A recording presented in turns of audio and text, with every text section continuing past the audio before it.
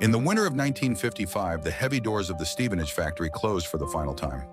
The assembly line stopped, and the last Vincent 998cc bi-twin engine was wheeled into the quiet.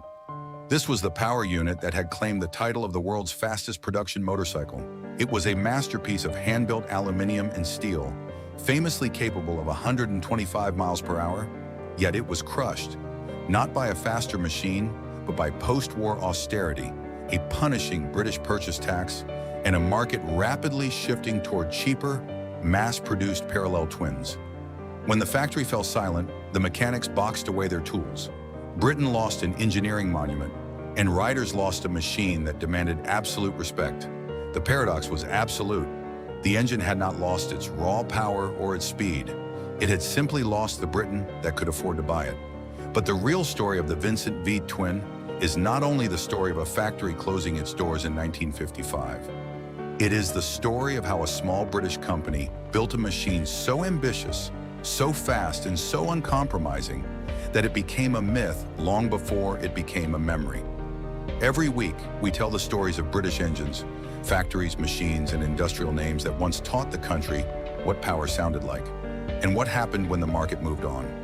Subscribe if that history matters to you. The story begins not with nostalgia, but with a specific place, in the quiet workshop of Stevenage in 1936. In 1936, the British motorcycle market was largely defined by a single sound, the heavy rhythmic thud of the single-cylinder engine. For the mechanics, dispatch riders, and enthusiasts of the era, the 300cc or 500cc single was the absolute standard.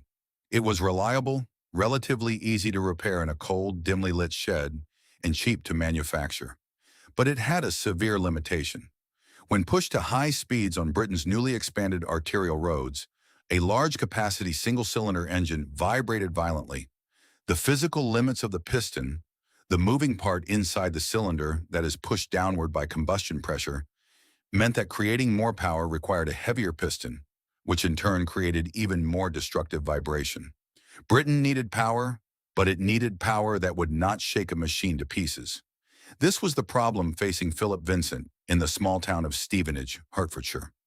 Vincent was a young, wealthy, and fiercely ambitious engineer who had purchased the HRD motorcycle brand in 1928. His initial obsession was not actually the engine, it was the chassis. He had designed a cantilever rear suspension system to keep the rear tire planted firmly on the road, a rare luxury in an era when most British riders were forced to endure rigid frames that transferred every bump directly into their spines. But a brilliant chassis is useless without a brilliant power plant. For years, the Vincent HRD factory relied on buying engines from outside suppliers, primarily using JA press-switch engines. The JLP units were respected, widely used in everything from speedway racing to light industrial work. But they were beginning to show their age. When tuned for the kind of high-performance Philip Vincent demanded, they became fragile. Vincent knew that if his company was to survive among the giants of British manufacturing, brands like Norton, BSA, and Triumph, who built their own engines by the thousand in massive Midlands factories, he needed his own source of power. He needed an engine that did not just compete, but completely overwhelm the opposition. The breakthrough came not from a calculated boardroom strategy, but from a drawing board accident. Phil Irving, Vincent's brilliant Australian chief engineer, was working in the Stevenage drawing office. According to company lore, Irving had two engineering blueprints of the factory's existing 500cc single-cylinder engine, the Meteor. As the story goes, one tracing paper blueprint was accidentally laid over the other at an angle. Irving looked down and realized that two single cylinders could be mounted onto a common crankcase. The concept of the V-twin, an engine with two cylinders arranged in a V-shape, was not new. But in the context of the British motorcycle market, a V-twin designed specifically for high-speed luxury and sheer performance was a revelation. It offered the massive displacement, the total volume swept by the pistons, dictating how much air and fuel the engine could breathe, required to produce overwhelming torque without the heavy width of an inline four-cylinder engine. In late 1936, the result of that drawing board alignment was unveiled at the Olympia Motorcycle Show in London, the Vincent HRD Series A Rapide.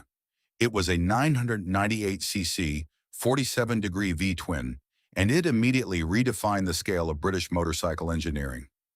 The engine used an overhead valve design, an arrangement where the valves sit in the cylinder, head above the combustion chamber, operated by long push rods, allowing the engine to breathe more efficiently. At a time when a standard British single-cylinder machine might produce 18 or 20 horsepower, the Series A Rapide generated 45 horsepower. Horsepower, a measurement of how quickly an engine can do work, was suddenly available in terrifying abundance. For a rider walking into a dealership or reading the trade press in 1936, this figure was almost incomprehensible. It was a machine that promised a top speed of 110 miles per hour on roads where most family saloon cars struggled to reach 60. But the Series A was not a refined product. It had been hurried from concept to metal, and the engineering showed its rushed origins. Because it was essentially two single-cylinder engines grafted onto a common crankcase, the external plumbing required to feed oil to the cylinder heads was incredibly complex. It was covered in a web of external oil lines. Mechanics and riders quickly gave it a brutal nickname, the plumber's nightmare. In a cold, damp British shed, maintaining this maze of external brass pipes, unions, and joints required absolute patience. If vibration from the rough roads shook a pipe loose, the rider lost oil pressure, and the engine would destroy its own bearings in minutes. Furthermore, the engine breathed through twin carburetors, devices that mix fuel and air before the mixture enters the cylinders, which required careful, synchronous tuning to prevent the two cylinders from fighting each other. The power it produced was also too much for the components around it. The standard clutches and gearboxes of the era, bought from external British suppliers like Burman, simply shattered under the massive torque. Torque, the twisting force that riders felt as a brutal, relentless, pulling strength when they opened the throttle, was tearing the transmission apart. Vincent had built a heart so strong it broke the skeleton it was placed in. Because of this complexity, the Series A was phenomenally expensive to manufacture at the Stevenage works. Only 78 examples of the Series A Rapide were ever built before the outbreak of the Second World War halted civilian production. The engine had proved it could produce the power, but to change British motorcycling, the factory had to figure out how to build it without destroying the company from the inside. In September 1939, the Second World War forced the British motorcycle industry into a sudden utilitarian reality. Civilian production at the Stevenage factory was immediately halted. The government demanded munitions, fuses, and marine engines, not luxury high-speed motorcycles. But while the factory floor was consumed by the war effort, Philip Vincent and Phil Irving used the interruption to solve the fatal flaws of the Series A Rapide. The engine had proved its power, but its complexity, its fragile external oil pipes, and its tendency to shatter conventional gearboxes made it unsustainable. They did not just refine the engine. They completely rewrote the architecture of the British motorcycle. The first major breakthrough was consolidating the power plant. The old Series A used a separate engine and gearbox connected by a primary chain, a standard British layout that was cheap but weak under immense torque. Irving redesigned the new V-twin using unit construction. Unit construction is a design where the engine crankcase and the gearbox are cast into a single, massive aluminum housing. In a British machine shop, this meant the end of misaligned primary chains and shattered transmission cases. The gearbox was now an integral part of the engine block, sharing the same rigid structure and capable of absorbing the brutal twisting force of the massive 998cc cylinders. To make the engine breathe better and fit more naturally, the angle of the V-twin was widened from 47 degrees to 50 degrees. The external plumbing that had earned the old engine the plumber's nightmare nickname was internalized. Oil now flowed through passages cast directly into the aluminum block, reducing the risk of a broken pipe destroying the engine on a rough country lane. But the true genius of the new design, the engineering leap that separated Vincent from every other motorcycle manufacturer in the world, was how the engine connected to the wheels, or rather, how the frame did not. Vincent and Irving pioneered the frameless design.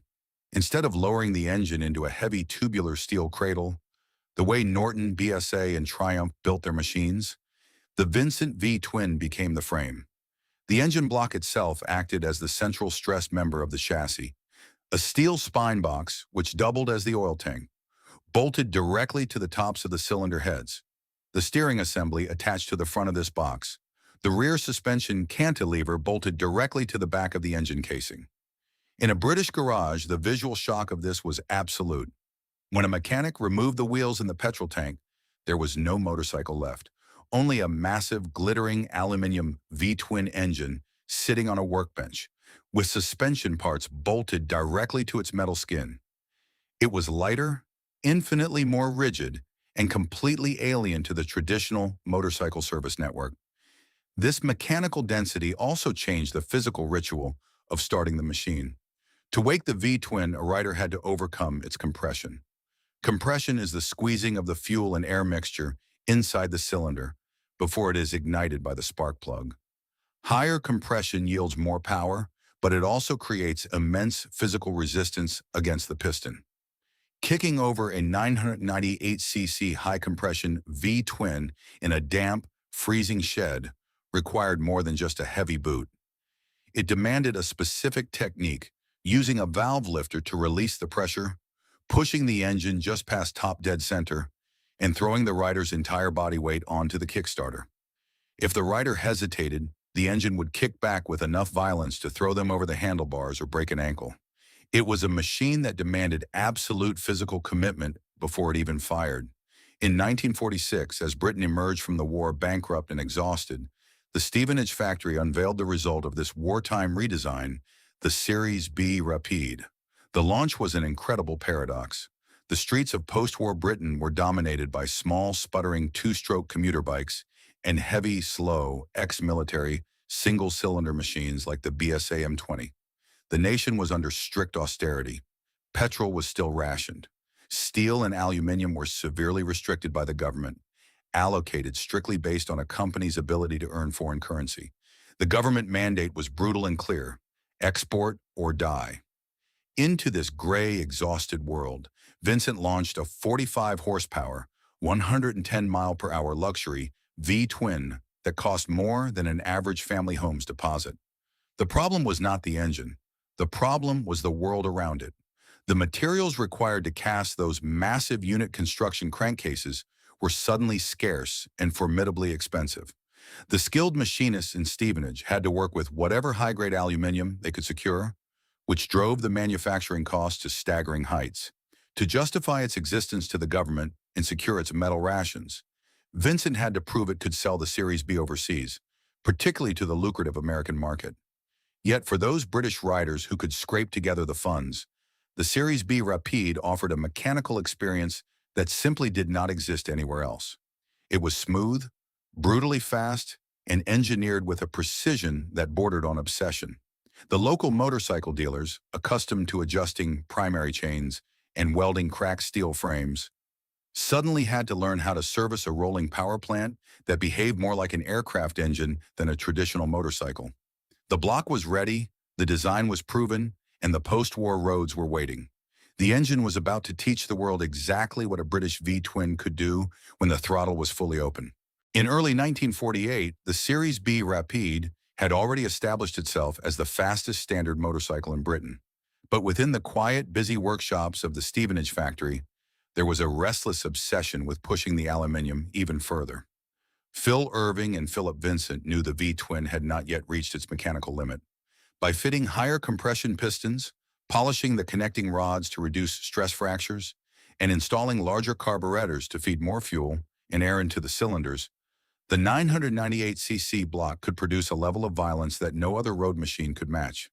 However, manufacturing this power in post-war Britain was fraught with compromise. The quality of available aluminum was inconsistent, and the massive crankcases often emerged from the sand molds with cosmetic blemishes. To hide these aesthetic imperfections, the factory made a purely pragmatic decision that accidentally created an icon. They treated the engine cases with a chemical anti-corrosion process and then baked them in a deep, heat-resistant black enamel. The resulting machine was named the Black Shadow. When the Black Shadow was unveiled, it caused a physical shock across the British motorcycle trade. The engine now produced 55 horsepower and came with a factory-guaranteed top speed of 125 miles per hour. To ensure the rider understood exactly what they were sitting on, Vincent fitted a massive 5-inch Smith speedometer that read all the way to 150 miles per hour.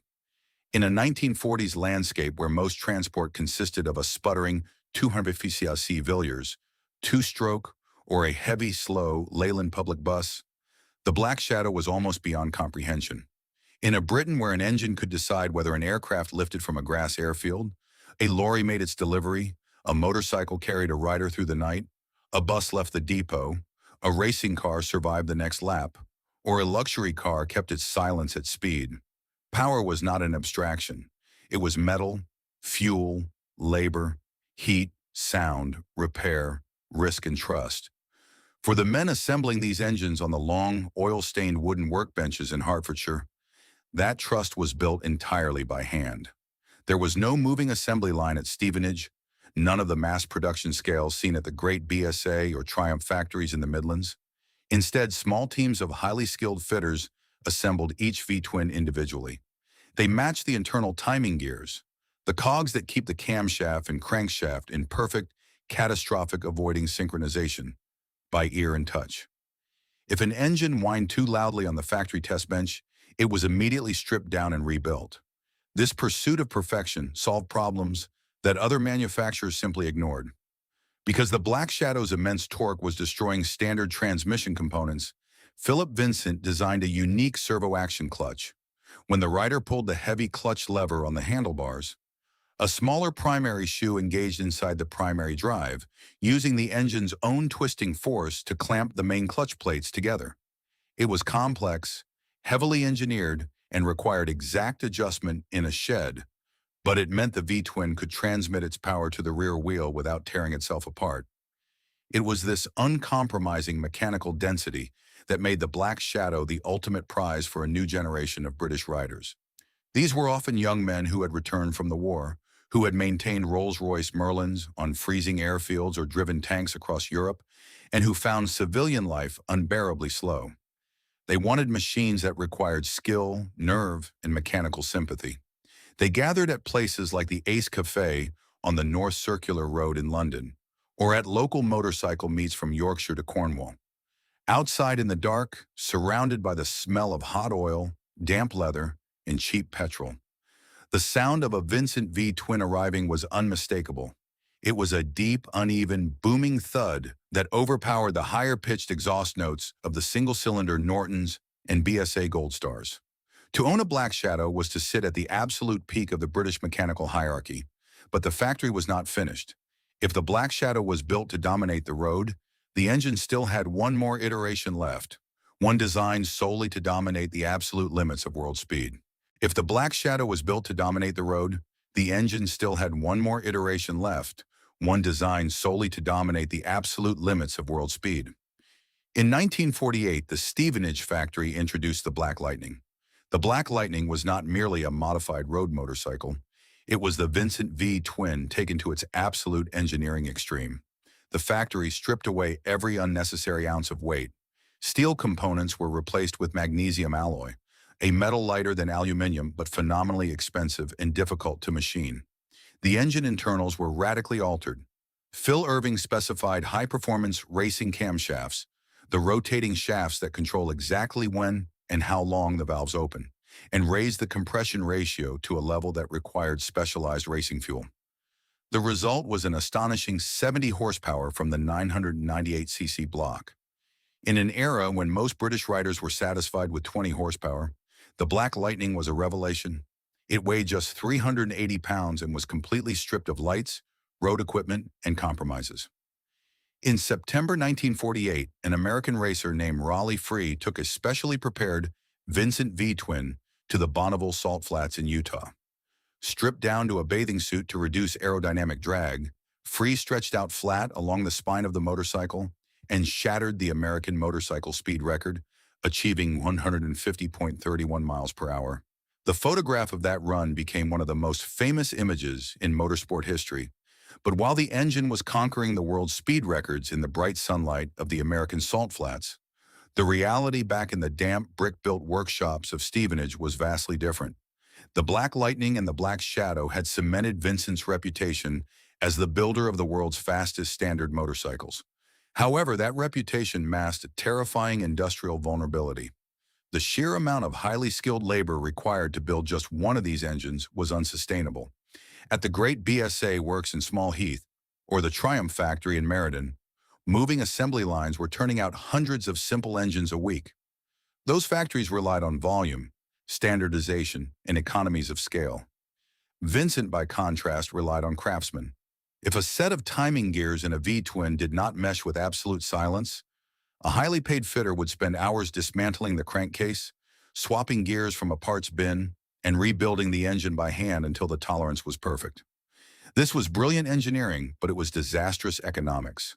The factory was essentially trying to run a bespoke, high-end, hand-built production system in a post-war British economy that was desperate for cheap, mass-produced transport. The tension between the myth of the engine and the reality of the balance sheet was growing. The Vincent V-twin had become the undisputed king of the British road. But kings are expensive to protect, and the market was already looking for a cheaper kind of royalty. The first crack in the Vincent V-twin empire was not mechanical. It did not happen on a high-speed straight in Utah, and it did not happen because a connecting rod failed in a racing paddock. It happened on a piece of government paper in Whitehall. In the exhausted, bankrupt reality of post-war Britain, the government implemented a crippling purchase tax on consumer goods. The aim was to suppress domestic spending and force manufacturers to export their products to earn foreign currency. Because of its massive 998cc displacement and completely hand-built construction, the Vincent Black Shadow was classified as an elite luxury item. The tax applied to it was merciless. Overnight, the price of the machine in a British dealership became astronomical. By the early 1950s, a British writer could buy a small house or a highly reliable family saloon car for the cost of a new Vincent V-twin. The mechanics at the Stevenage factory continued to build the world's most advanced motorcycle engine. They still matched the internal timing gears by hand. They still baked the massive aluminum crankcases in deep black enamel. But the young men walking past the motorcycle dealer windows in London, Birmingham, and Manchester could no longer afford to buy them. The domestic market, the foundation of any British engine builder's long-term survival, was systematically crushed by the tax code. To keep the Stevenage machine shops running, Philip Vincent had to rely almost entirely on exporting the V-twin to the United States. But relying on an export market an ocean away brought severe supply chain vulnerabilities. Shipping costs were high, the American dealer network was fragmented, and British currency fluctuations made financial planning nearly impossible. The engine was winning races on American dirt tracks and salt flats, but the cash returning to Hertfordshire was never quite enough to secure the factory's future. The underlying problem was Force One of the British engine market, the brutal reality of manufacturing costs.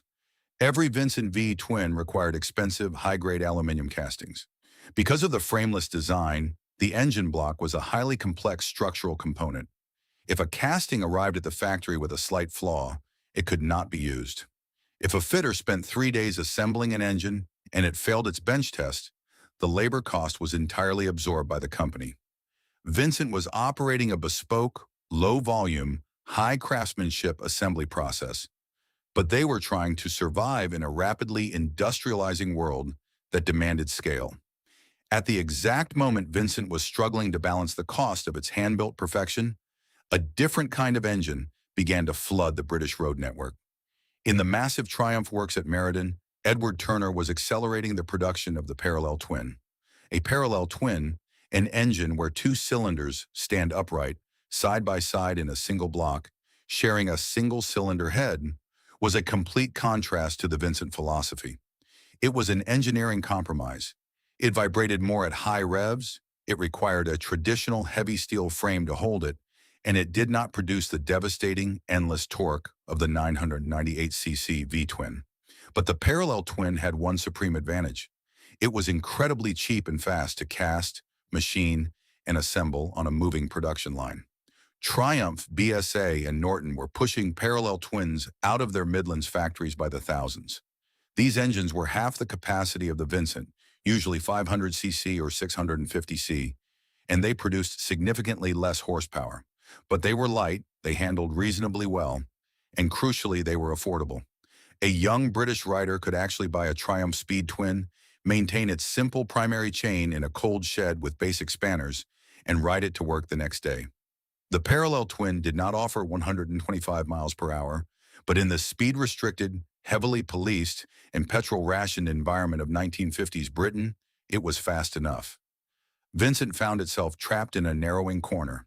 The dealers who had once proudly displayed the Black Shadow began to dedicate their showroom floors to the cheaper, mass-produced parallel twins from the larger manufacturers.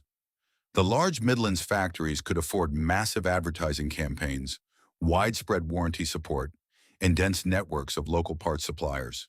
If a rider broke a valve on a Triumph, a replacement could be found at the local motor factor by the afternoon.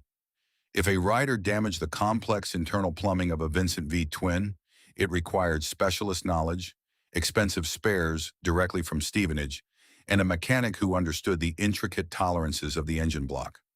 The service network around the engine was shrinking. The parts supply was becoming a bottleneck. The business model of hand-building the ultimate British V-twin was slowly suffocating under the weight of its own ambition. The Stevenage factory knew the crisis was coming, and they knew they had to find a way to make the V-twin appeal to a broader, wealthier class of touring rider if the company was to survive. In 1954, Philip Vincent made one final, desperate attempt to save the V-twin. If the British market no longer wanted a brutal, exposed sports machine that required constant mechanical sympathy, he reasoned they might want the ultimate luxury touring motorcycle. The Stevenage factory unveiled the Series D, most notably the enclosed Black Knight and Black Prince. These machines completely hid the massive 998cc engine behind sweeping fiberglass panels. Fiberglass, a new lightweight composite material made of glass fibers set in resin, was supposed to protect the rider from the freezing British rain and engine oil, creating the two-wheeled equivalent of a luxury saloon car. It was an ambitious vision of the future, but it was a catastrophic misjudgment of what the Vincent rider actually valued. The riders who had the money to buy a Vincent wanted to see the mechanical aggression. They wanted to look down and see the black enameled block, the complex plumbing, and the massive cylinders. Hiding the engine away alienated the core audience. Worse, it created severe practical problems. The fiberglass panels trapped heat around the air-cooled cylinders.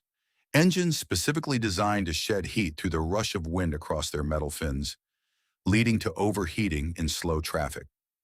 Furthermore, it destroyed the serviceability of the machine. In a damp British shed, removing a maze of fragile fiberglass bodywork just to adjust a carburetor, check a spark plug, or adjust the primary clutch broke the patience of the traditional British mechanic. A machine that was already complex had suddenly become incredibly irritating to work on. Production delays with the new fiberglass bodies cost the company precious months of cash flow. By the time the enclosed machines finally reached the dealer showrooms, the financial damage to the company was terminal. The American export market, which had artificially kept the factory alive through the early 1950s, was also softening as American riders turned to their own domestic cruisers or lighter, cheaper British imports. Force one of the British engine market, the brutal reality of manufacturing costs, had finally caught up with Stevenage. The cost of iron, aluminium, and the highly skilled labor required to assemble the unit construction crankcases had completely outpaced the price anyone was willing to pay. To keep the factory lights on, the company was forced to take on humiliating contract work. The men who had built the world's fastest motorcycle engines were reduced to assembling small industrial engines for agricultural equipment or building the ill-fated Amanda water scooter. But it was not enough to save the V-twin. The business model of bespoke, uncompromising engineering had fractured. In a factory built for craftsmanship, there was simply no money left for wages, materials, or time. In the winter of 1955, Philip Vincent gathered his workforce. The announcement was brief and devastating. Motorcycle production would cease.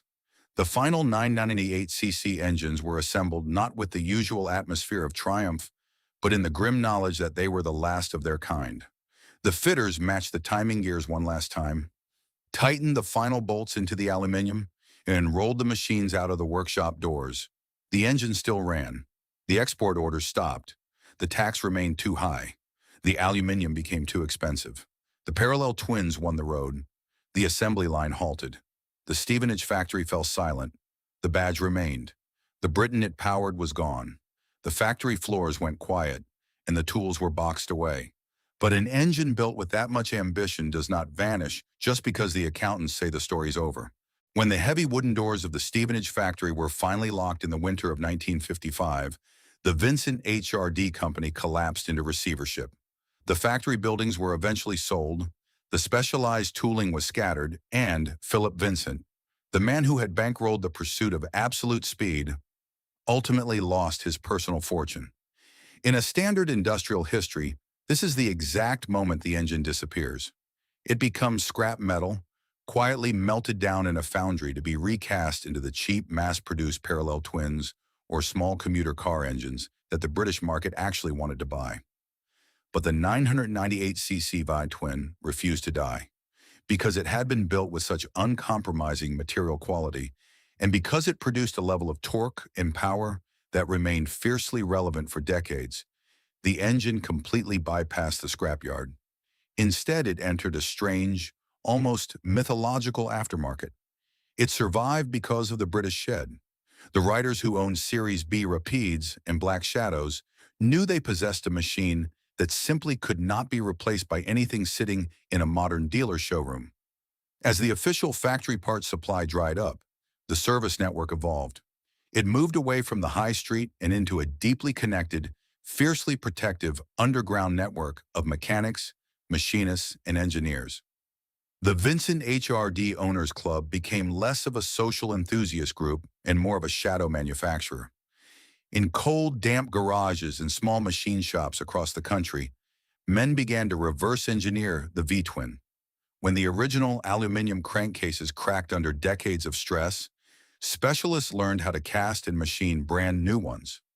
When the complex internal timing gears finally wore out, small engineering firms in the Midlands stepped in to cut new metal. They were preserving an engine that was fundamentally too expensive to build in 1950, using modern specialist machining to keep it alive in the decades that followed. The ultimate proof of the engine's underlying brilliance, and the supreme irony of its commercial failure, was that it kept winning long after its creator went bankrupt. Throughout the 1960s and well into the 1970s, privateer racers and sprint competitors were still taking old Vincent blocks, bolting them into specialized lightweight frames, and beating modern, multi-cylinder machines on European race circuits. The Vincent V-twin entirely outlived the era of the British parallel twin, and it remained a formidable mechanical force even as the first wave of Japanese four-cylinder superbikes arrived. The Japanese engines were cheaper, smoother, and completely reliable. They solved the problem of mass transport and everyday performance, but they did not possess the brutal, torque-heavy, deep-breathing violence of the Vincent. Today, a genuine Black Shadow or Black Lightning rarely sits in a damp shed. It sits in climate-controlled museum cases or crosses the block at elite auction houses for hundreds of thousands of pounds. It has become a financial asset, a piece of mechanical fine art preserved by collectors who treat the black enameled aluminum like precious stone. But its value is not simply based on nostalgia. Nostalgia is a longing for a simpler time, and there was absolutely nothing simple about the Vincent V-twin. It was a plumber's nightmare to seal, a physical beast to kickstart, and a machine that demanded absolute mechanical sympathy from anyone brave enough to open its throttle. This engine matters today because it passes the ultimate historical test. It is a physical argument. It is a 998cc monument to a specific fleeting moment when a small British company decided that engineering perfection was vastly more important than commercial survival. They did not build the engine the market asked for. They built the engine they believed the world deserved. A Vincent V-twin proves that British industry was once capable of creating machines that entirely ignored the safe, the cheap, and the compromised, even if it destroyed the company in the process. The business model failed. The brutal post-war purchase tax, the austerity, and the mass-market economics that killed the Stevenage factory have all faded into the dry pages of economic history. But the metal remains. Somewhere in a quiet British workshop, an original Vincent twin sits alone on a heavy wooden workbench. The deep black enamel on the aluminum crankcase is chipped, the brass oil lines are stained with decades of heat, and the massive cylinders are waiting for the spark. The factory's gone, but the engine is still ready to remind the world exactly what British power sounded like. See you in the next one.